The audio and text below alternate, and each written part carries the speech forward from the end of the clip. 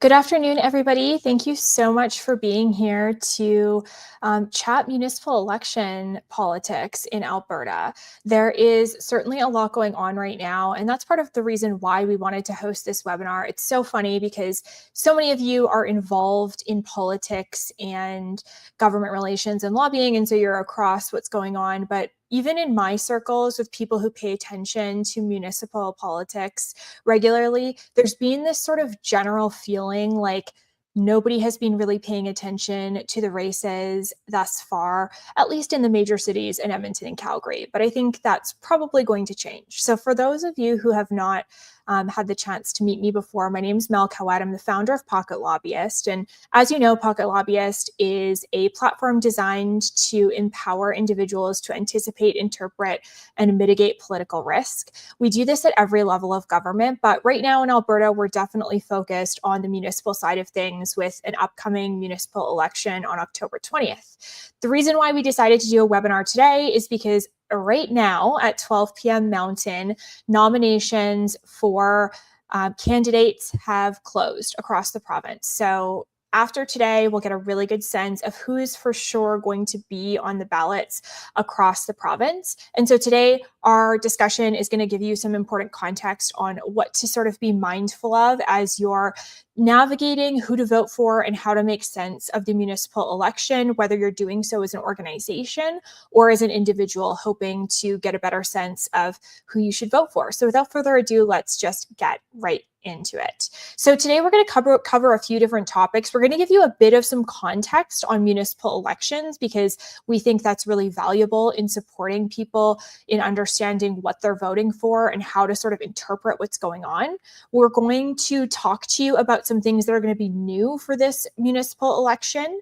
Then we're going to get into talking about political parties and then specifics of what's happening in the Edmonton and Calgary races. We'll then chat briefly about some of the political risks we think you should be mindful of, either as an organization or individual. And then we'll get into looking ahead and what to expect over the coming weeks and months. So let's get into starting with some background information about municipal elections. Now, we definitely don't mean to be pedantic about this because it seems simple, what's to know, municipal elections, but I actually think that understanding what you're voting for and the structures inherent in our democratic system are really important. But if you can't watch any more of this webinar, hopefully we'll just have you know that you are going to have to vote in a municipal election on Monday, October 20th, and you'll have to cast a ballot for mayor or reeve, council, and school board trustee. So we hope you stay, but just make sure that you register to vote and get out there on October 20th.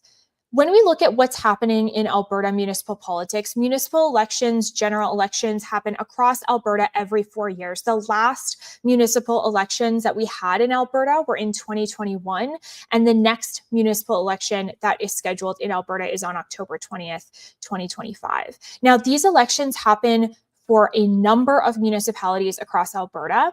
There are 19 cities, 105 towns, 78 villages, 63 municipal districts and counties, as well as 61 school boards that you'll be asked to vote for in these municipal elections. If we look at the timelines of what's happening in the municipal election races, today, September 22nd, is the nomination deadline. So candidates at 12 p.m. Mountain today had to get their nomination papers in to be on the ballot. And then there'll be several other events that happen between now and Election Day on October 20th, including advanced registration for voting. There'll be advanced voting, there'll be debates, and then, of course, Election Day as well. So we want you to make sure that you check your local municipality for specific dates that are relevant to your jurisdiction. But that's sort of to say that the 4-week race really is going to start picking up after today, now that we've had nomination day. So several different elections happening across Alberta.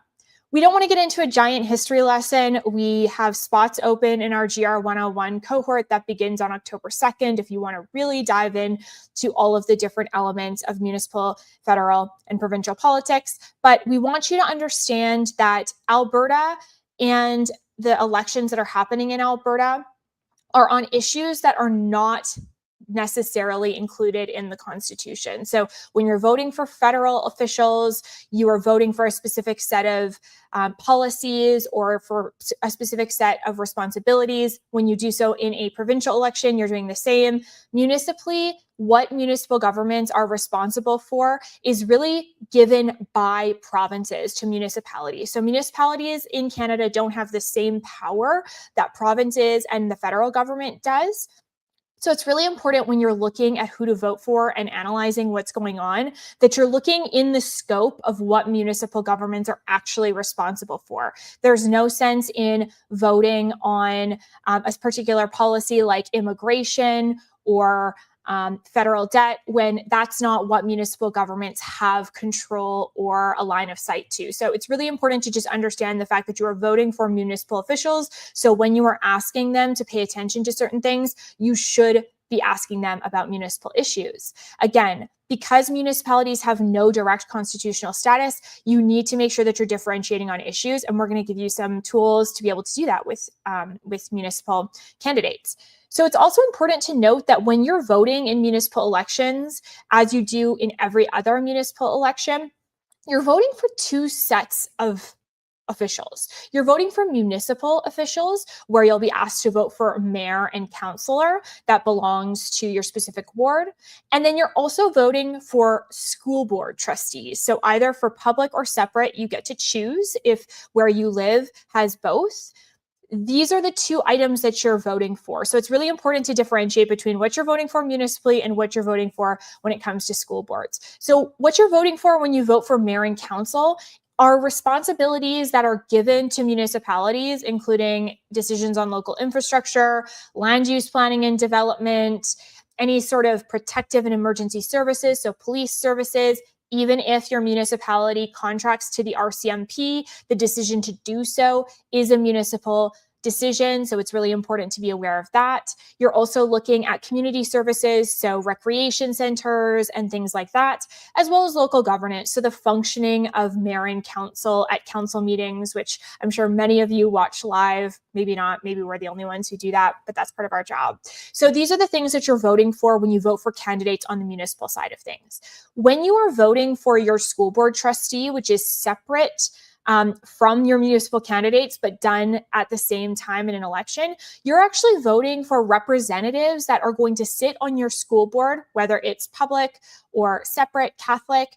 And these individuals are part of the decision-making body that oversees K-12 education delivery at the school board level. They set policies, budgets, and priorities for the school board. They hire and fire and supervise the superintendent. They advocate to the provincial government on education policy, and they oversee operations and infrastructure of schools. And so this is particularly important given the current political climate in Alberta, because the people who are going to be elected to school boards are actually the people who are in charge of the school delivery. They don't have the same power as the province, but they are very involved in those issues. So again, when you are looking at what municipalities actually have the power to make and pass bylaws on, these are things like property taxes or user fees, fines like speeding tickets or photo radar, development, as well as franchise fees, investment income, and cost sharing agreements. These are the things that the municipal government has the power through the MGA to tax you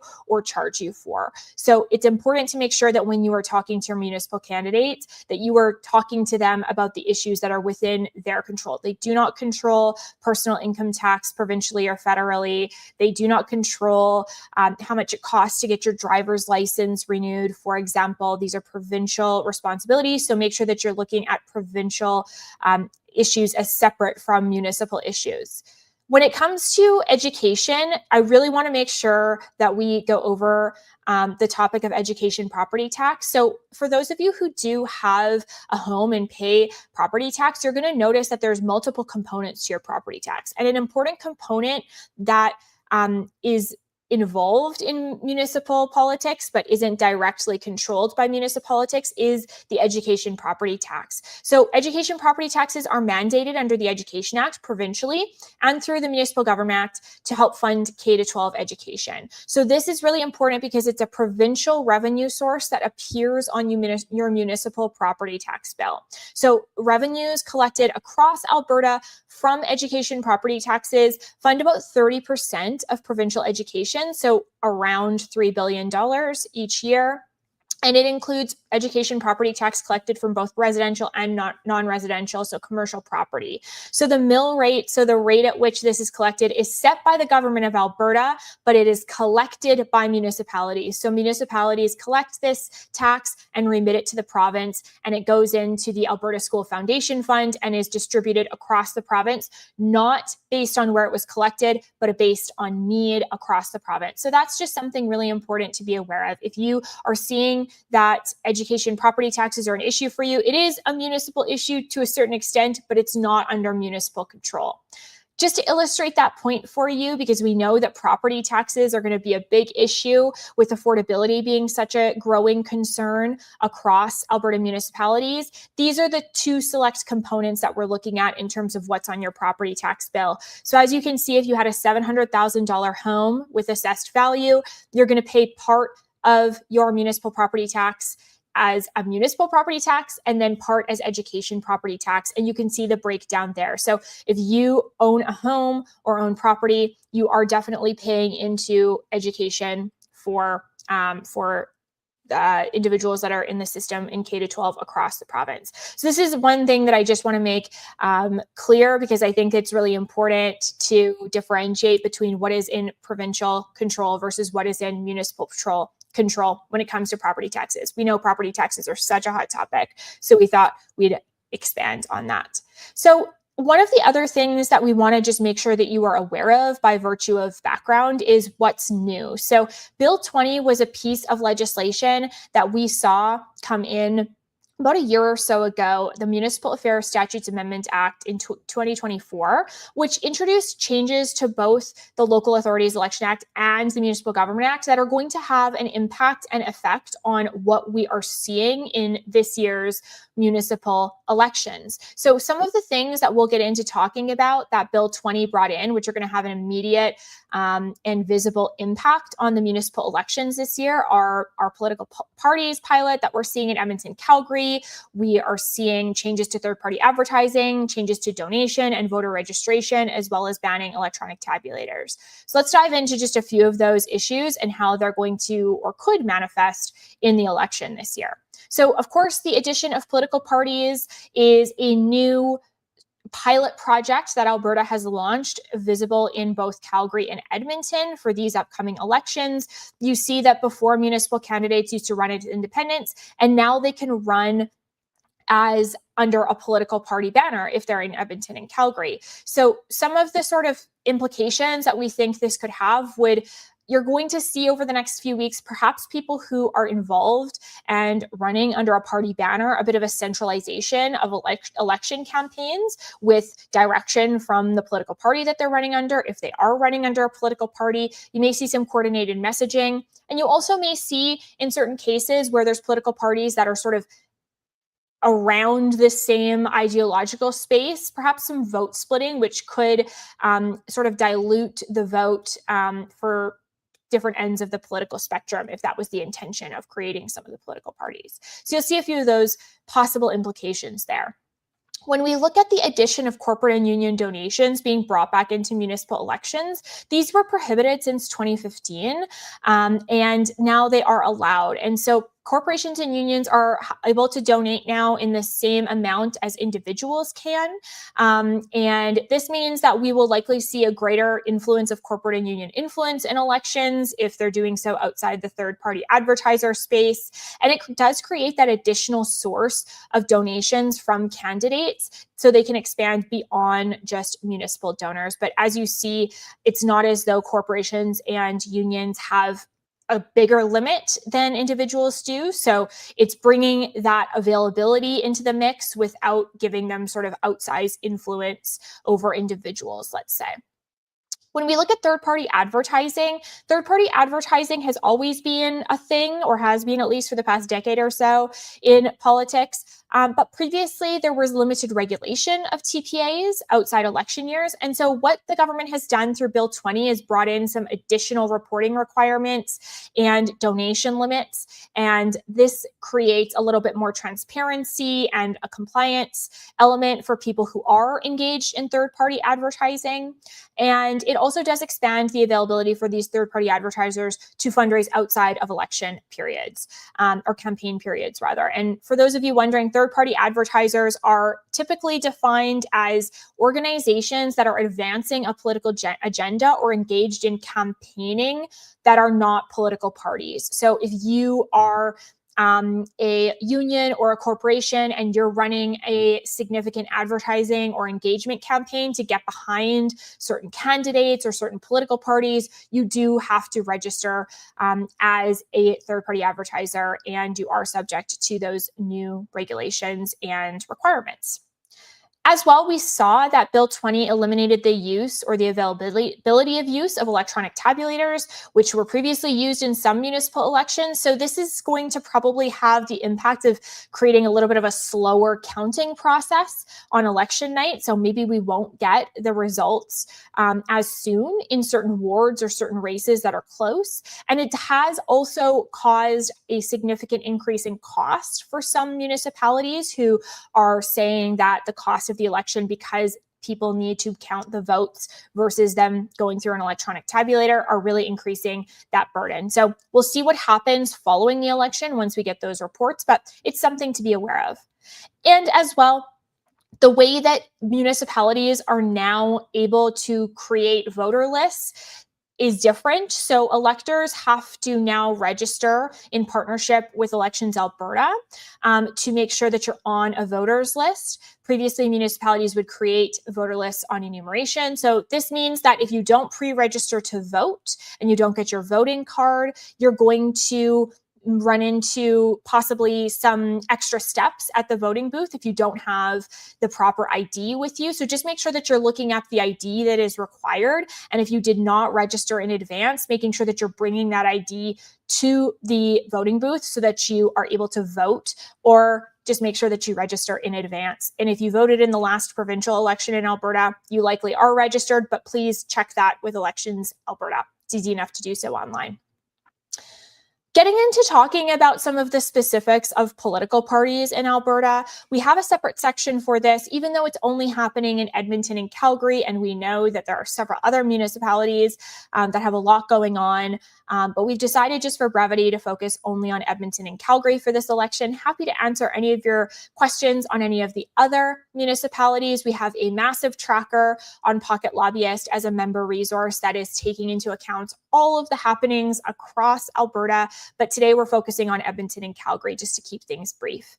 So as we have stated, one of the new elements of Bill 20 is this idea of having political parties in both Edmonton and Calgary on a trial pilot program basis. But there's some important things to know when it comes to political parties and what they mean. So there is no affiliation, or should not be any affiliation, with any provincial or federal party. Municipal political parties are meant to be distinct and separate from those other orders of government. So political parties can have a variation of slates or candidates that are running under them. So those will appear on the ballot when you go to vote. So you'll see that the candidate and the political party, if they are running under a political party, will be next to them. But you're, of course, still allowed to run as an independent if you are not attached to a political party. And as we'll get into, we see that many candidates are. There are still contribution and expense limits that exist for political parties. So it's not a sort of free-for-all, but noting that the political party element is just for councillors, mayors, and reeves, and not for school board trustees. So school board trustees are not part of the political party process. When we look at political parties, and there's probably so much that we could unpack and talk about when it comes to political parties, all of my clients and the people that I'm engaged with across Alberta have so many different thoughts on what political parties mean for the elections this year. But one of the things that we want to make sure that we're covering here is just some of the major issues that political parties are speaking to. We know every province or every municipality in Alberta is unique, but some of the key themes that we're seeing across municipalities is this idea of fiscal responsibility and accountability. We are entering into a period of economic uncertainty. We've seen deficit projections from the province. We see that there's going to be clawbacks in operational spending federally. And we know that this idea of mounting economic pressures with unemployment rate raising higher and affordability being a concern, that fiscal responsibility and accountability is going to be a big issue for those running on the municipal side of things. Zoning and development has also been a very hot topic. So how municipalities, especially in Edmonton and Calgary, can address the booming population that we've seen in terms of increasing supply of housing. So this we know is going to be a topic. We've seen also increasing concern on public safety, about infrastructure, so transit projects, roads that are under municipal responsibility, these kinds of things. And then as well, this dynamic of how municipalities are fostering, developing, and maintaining their relationships with the provincial government. We have seen a huge shift in terms of the power of municipalities. We've seen changes, obviously, from Bill 20, but even just in terms of how federal government relationships can occur with municipal governments. There's an increasing role for the province, and there's an increasing sort of level of, I think, accountability and checks and balances that the province has introduced over the past several years with municipalities. So that provincial municipal relationship is going to be really important. How does everybody play well in the sandbox? And so that's going to be a topic of great interest for these elections as well. Now, I don't want anybody to take a screenshot of this political spectrum, because our team has for weeks trying to situate all the different political parties that are sort of mainstream in this election and put them on a sort of progressive conservative continuum. I struggle with this because it's really hard to place political parties on a continuum when you're just going by what they have talked about. One of the ways that I look at whether or not a political party is more or less conservative from a purely ideological perspective is based on what they say, but also what they do. And it's, of course, difficult to judge what a political party has done when none of these political parties have actually ever elected anybody to their under their name, because this is new. So of course we have affiliations, and we can use what we know about the people who are, say, running for mayor or running for council under each of these banners. But I would say, generally speaking, and again, I don't want anybody to say that this is a hard and fast rule, because we're really just looking at a bunch of metrics when we do this. Generally speaking, I would say the Calgary Party, PACE, and Better Edmonton are more center progressive, and Communities First and A Better Calgary are more center conservative. That being a combination of the people who are running under this banner, their stated policies, and just the way in which these political parties have been marketing themselves. Again, this is not a hard and fast rule, and we'll know more over the coming weeks and months how these political parties intend to situate themselves. But I would say, generally speaking, this is how I'm interpreting it. Now, as well, one of the things that we've been hearing from people is how the political parties have created a bit of confusion in terms of understanding basically what ideological anchoring some of these political parties have. I want to assure you that we at our Pocket Lobbyist organization, as well as so many of the people that I talk to that are experts in this space and dealing with it every day, are just as confused in many ways, because we don't have history to understand and sort of cross-reference what politicians are saying versus what they're doing. So my advice is to not necessarily focus as much on political parties in evaluating who you're going to vote for, but to really just look at what the individuals are saying. And of course, if there's some political party affiliation, you can look at that as well. But I would say adding the political party context in understanding what's going on may confuse you more than not.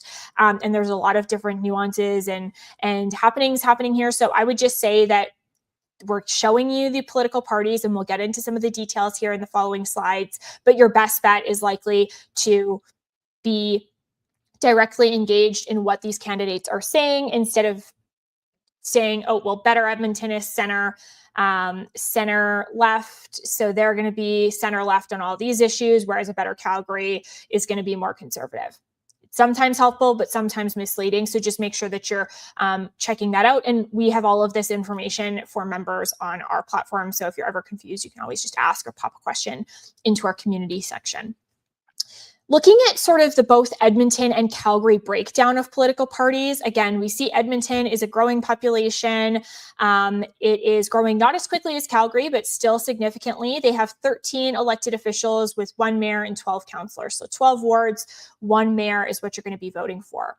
As you can see from the current city council, every single individual mayor and council, almost every single individual is running again. So Amarjeet Sohi's current mayor not running again, and Cyril Hamilton is not running again as a councillor. So you can see many of these folks are putting their name forward in one way or another for this next election. When you look at the mayoral candidates in Edmonton, you can see that a Better Edmonton is running a candidate in Tim Cartmell, but the rest of the sort of mainstream candidates are running as independents. And so again, when we talk about the political party element, in Edmonton, there's only one major mayoral candidate that's running under a banner. And so we see that this is going to be a little bit more difficult to use political parties to have heuristics on this stuff, which is why it's important to dive into things. When we do look at a Better Edmonton, we see that it's Tim Cartmell who's running, longtime councillor and known commodity in Edmonton. You see that they are running on a principle and foundation of fiscal responsibility, practical solutions, collaborative leadership, transparent government, and maintaining a long-term strategic vision. So that's Better Edmonton, and they do have some candidates running with them as well. So PACE in Edmonton is the Principled Accountable Coalition for Edmonton. They're supposed to be uniting common sense, practical, fiscally prudent, community-focused voices. They don't have a mayoral candidate that's running under them, but you can see they're sort of in the same space in that sort of center progressive area. But again, time will tell. As you can see, some of the candidates that are running as affiliated with these political parties are listed here. We also have a massive tracker online, and this information is also available on the City of Edmonton website. Interestingly, we don't have a ton of polling that's public at this point. I expect that over the coming weeks and months, we'll start to get more, but you can sort of see that there's no one candidate that's been a breakout leadership candidate, right? So we see Andrew Knack definitely is ahead, but marginally as far as this Leger poll goes from a few weeks back. And we'll see more of what happens. But you do see that there's a huge cohort and contingent of individuals who are undecided on who they're voting for. And so name recognition is going to be really important as things roll out here. When we look at Calgary and how Calgary's race is shaking out, again, Alberta has seen intense growth. Calgary's seeing that growth a lot as well. Calgary is a slightly bigger city and has been by population for some time. So they have 1 mayor and 14 councillors. You can see not as many of the councillors that are running for re-election at Edmonton. The same is not true for Calgary. There's a bit of a split here on who's running for re-election and who's not. You can see the sort of black and white are not running for re-election, whereas the colored photos are running for re-election. And so you can see the breakdown there. When we look at the political party scene in Calgary, it's a bit sort of more pronounced, I would say, in Calgary than it is in Edmonton. So you can see that Brian Thiessen's running for the Calgary Party, Sonia Sharp for Communities First, and Jeff Davison is running as an independent, but he is endorsed by a Better Calgary. So just to add some confusion there. Mayor Jody Gondek, who is the incumbent current mayor in Calgary, is running as an independent, as well as Jeremy Farkas and Sarah Elder, some of the more mainstream candidates that we see running in this year's election. When we look at a Better Calgary, again, this is another one of the sort of center-right parties. They are endorsing, as you can see, Jeff Davison, but they are not running a mayoral candidate. We see principles on essential services, fiscal responsibility, and empowering citizens, and they're going with Jeff Davison. When we see Communities First, this is the other sort of center-right positioned political party in Calgary, and there are several incumbent councillors that are running under this banner, including Sonia Sharp, who's running both in Ward 1 and for mayor. They are going for government efficiency, basic responsibilities, low taxes, and public safety. So again, you do see that sort of center-right attempt from Communities First, which is similar as well. I would say the Calgary Party is probably the more progressive option in this race at this juncture. Brian Thiessen is the mayoral candidate that is running to lead the Calgary Party. They have a lot of the similar themes that we see in terms of sort of back to basics, but I would say, particularly when it comes to their position on rezoning, they're a little bit more progressive, or what we would sort of paint as progressive, than some of the other Calgary parties. They are running a full slate of candidates, none of whom are incumbents. So voting for the Calgary Party, in this case, one could probably say you're voting for complete change on council, since nobody who currently holds a seat from the mayor or council perspective is currently elected in this realm. And you can see the affiliation of political parties that has to do with each of the three main political parties in Calgary. When we look at the polling side of things as well, again, similar to Edmonton, a lot of undecided from this Leger poll from a few weeks ago.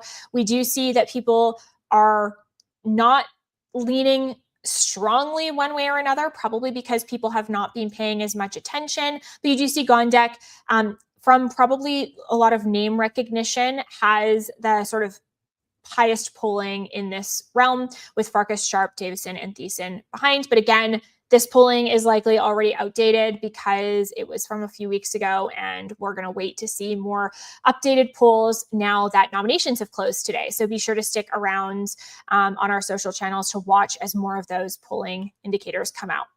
Now, in the last couple of minutes before we close things off here, I know we've gone fast and furious on political parties for both Calgary and Edmonton, but I want to just take a moment to give you a sense of how, okay, all this information, how do you deal with it now? So I really want to encourage everybody, whether you are looking at these issues as an organization or as an individual, to kind of follow these 4 key steps when it comes to engaging with this municipal election campaign. So first of all, make sure that you're very clear on the issues that your organization or you as an individual face. Make sure that you're dealing with issues that are in the right jurisdiction. So if there are certain things like property taxes or potholes on municipal roads or funding for a community center that's really keeping you up at night, just make sure that those are issues that are of the responsibility of the municipal government. Of those issues, pick the ones that are most important to you. So if you're somebody who lives inner city and is concerned about blanket rezoning, or you are curious as to how local municipal police services are dealing with crime, pick the issues that are municipal responsibility that matter most to you.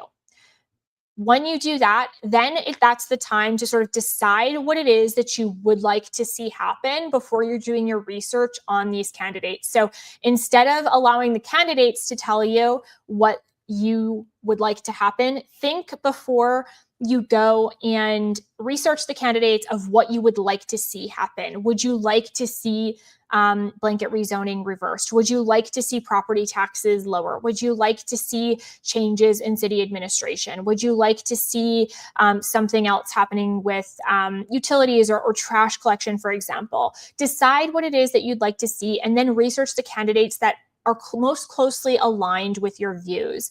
And notice that you don't necessarily have to be referencing political parties in being able to find this out. Lots of public information that you can access, as well as information we have on our platform, as well as engagement. So once you've decided what's important to you and what you'd like to see happen, if you're an organization and you have a lot of risk wrapped up in political and municipal decisions, then you should be engaging with candidates, making sure that they're aware of your issues before Election Day on October 20th. And if you're a citizen, making sure that you're reaching out to those candidates and remembering to vote as part of the election. Really important. You can't have a say if you don't vote. That goes for you as an individual and as an organization. And looking ahead, diving into the last couple minutes here, I know we're a little bit over time. I apologize for those of you who have to jump off, but looking ahead in terms of what to expect. So when we are looking at what's going to happen up until October 20th, we're going to see better polling data come out now that we have the race that's about 4 weeks away and final nomination papers filed. We'll see sort of how things are shaking out now that people are paying attention. We'll get an opportunity to see some of these candidates in debates. You'll have the opportunity to vote in advance polls as well as on election day. And then after election day on October 20th, there'll be a swearing in, and then there'll be immediate appointments of political and administrative staff. So getting to know those folks will be important. And then you'll see immediate political rollout of budget planning. Municipally, this happens on a 4-year cycle, as well as the legislative or bylaw agenda that you're going to see from the new mayor and council. And remember that mayors are just one person on council, one vote on council. So the makeup of the council matters a whole lot when it comes to developing the budget and legislative agenda. So even though the mayor is the city's representative and leads the administration, much of what we see happen municipally happens through consensus through council in a way that we don't necessarily see through provincial or federal politics. So that's really just something to keep in mind. So a few minutes overboard. We hope that you guys enjoyed the quick overview that we're giving today. I just want to flag for anybody who's interested, we do training on government relations and public policy in our GR 101 cohorts. These give you a sense of how to understand what's going on in politics and develop those tools to be an effective lobbyist. And so you can use the QR link that's on the screen here to register for our next cohort, which begins on October 2nd, so just a couple of weeks away. We are going to be talking a lot about how to lobby effectively, how to understand, how to navigate some of the post-election periods municipally, as well as provincially and federally. So this is something that you won't want to miss if you know you're going to have to engage pretty significantly municipally. So we encourage you to look that up and join us. And hopefully we were able to answer some of your questions. If you have any additional questions, please feel free to reach out to us at hello@pocketlobbyist.com or melissa@pocketlobbyist.com. Be happy to connect with you. And if you are interested in the tools that we have, please make sure to take a look at our memberships and offerings. We will be chatting a lot about these things in our community for our members. So thank you to all of you. Hopefully keep in touch and make sure that you go vote and participate in municipal politics. It is one of the most close to home orders of government that you can participate in, and it's really important to stay engaged. So thanks everybody so much. Hopefully to see you soon, and happy voting.